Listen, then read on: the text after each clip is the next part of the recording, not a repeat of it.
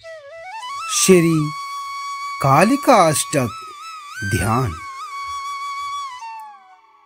गलद्रक्त मुंडावली कंठमाला महो घोर राव सुदृष्टा कराला। विवस्त्रा शमशानलया मुक्त केशी महाकाल कामाकुला कालिकेयम। अर्थात वे मां भगवती काली अपने कंठ में रक्त टपकते हुए मुंडों की माला को पहने हुए हैं। वे अत्यंत घोर शब्द कर रही हैं। उनकी सुंदर दाढ़ें भयानक हैं। वे वस्त्रहीना हैं। वे शमशान में निवास करती हैं।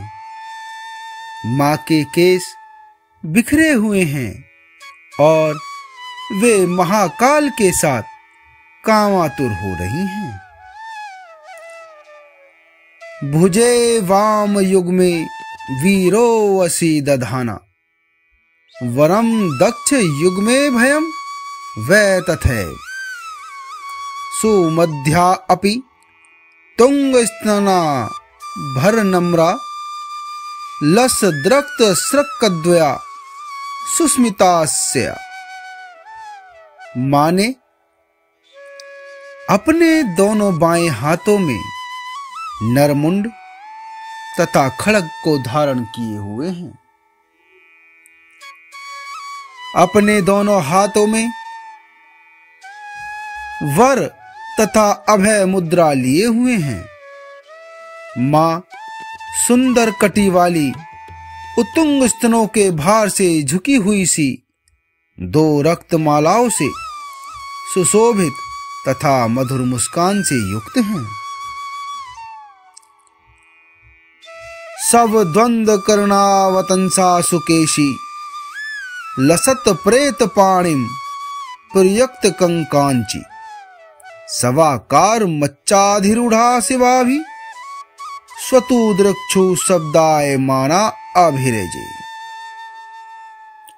मां के कानों में दो स्वरूपी आभूषण हैं।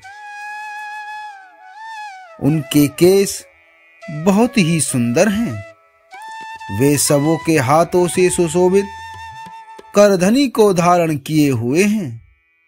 वे स्वरूपी मंच पर आरूढ़ हैं तथा उनके चारों ओर शिवाओं का शब्द गूंज रहा है। उसके बाद मां की स्तुति इस प्रकार से करें। व्रंचादि देवा वस्त्रयस्ते गुणास्त्रीन् समाराध्य कालिं प्रधाना बभुवः अनादिं सुरादिं मखादिं भवादिं स्वरूपम त्वदीयं ने विंतन्ति देवः। अर्थात हे देवी, तुम्हारे त्रिगुणात्मक रूप से उत्पन्न ब्रह्मा आदि तीनों देवता तुम्हारी ही आराधना करके प्रधान हुए हैं। तुम्हारा स्वरूप अनादि सुरादि तथा विश्व का मूलभूत है। उन्हें देवता भी नहीं जान सकते। जगन्न मोहिनियम तो वाग्वादीनियम सुहृद पोषणी शत्रु संहारणीयम वचः स्तंभनीयम किमुच्चटानियम स्वरूपम त्वदीयं ने विंतन्ति देवः। अर्थात तुम्हारी मूर्ति संसार को मोहित करने वाली, शत्रुओं का संहार करने वाली, वचन का स्तंभन करने वाली तथा दुष्टों का उच्चाटन करने वाली है। तुम्हारे इस स्वरूप को हे मां देवता भी नहीं जानते हैं। इयं स्वर्गदात्री पुनः कल्पवल्ली मनोजास्तु कामन यथार्थ प्रक्रियात् तथा ते कृतार्था भवन्तीति नित्यं स्वरूपं त्वदयं न विन्तन्ति देवः। अर्थात ये मूर्ति स्वर्ग को देने वाली कल्पलता के समान और भक्तों की मनोकामनाओं को पूर्ण करने वाली है, जिससे वे सदैव कृतार्थ बने रहते हैं। तुम्हारे इस स्वरूप को देवता भी नहीं जानते हैं। सुरापान मत्ता सुभक्तानुरक्ता लसत पूत चित्ते सदाभिर्वस्ते जप ध्यानम पूजा सुधाधोत तपंका स्वरूपम त्वद्यम न विन्तन्ति देवः।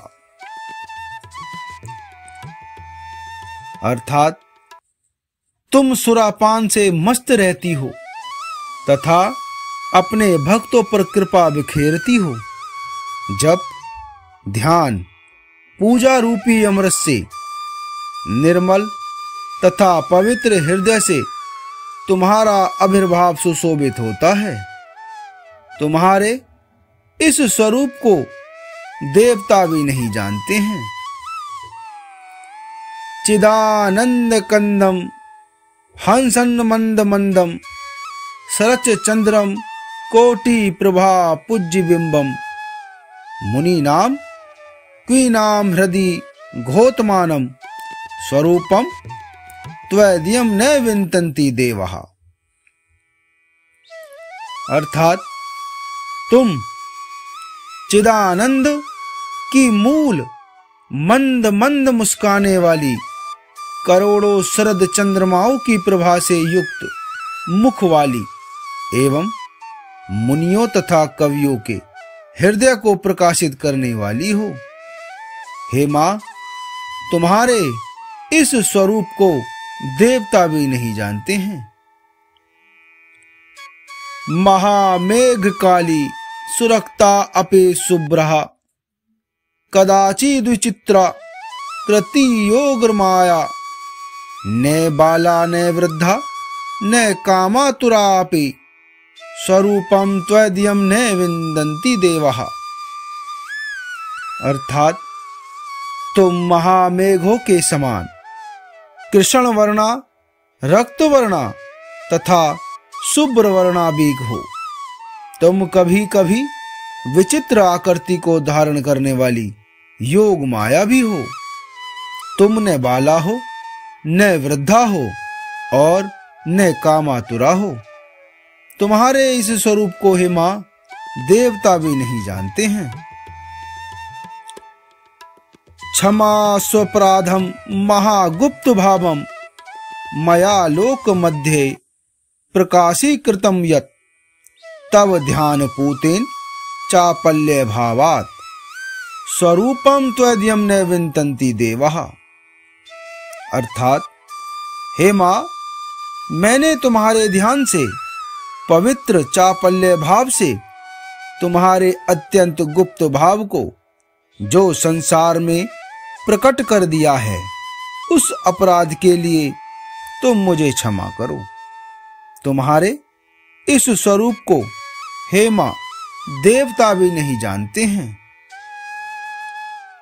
यदि ध्यानम युक्तम पठेदो मनुष्यः इस्तदा सर्वलोके विशालो भवेच्च ग्रहे चाष्ट सिद्धिर्मृते चापि मुक्तिः स्वरूपम त्वदयं न विन्तन्ति देवः।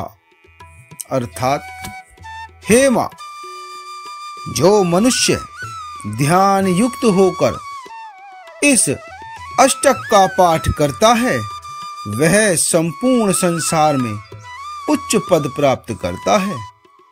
उसके घर में आठों सिद्धियां बनी रहती हैं तथा मृत्यु के पश्चात मुक्ति प्राप्त होती है। हे देवी, तुम्हारे इस स्वरूप को हे मां देवता भी नहीं जानते हैं। जय मां काली।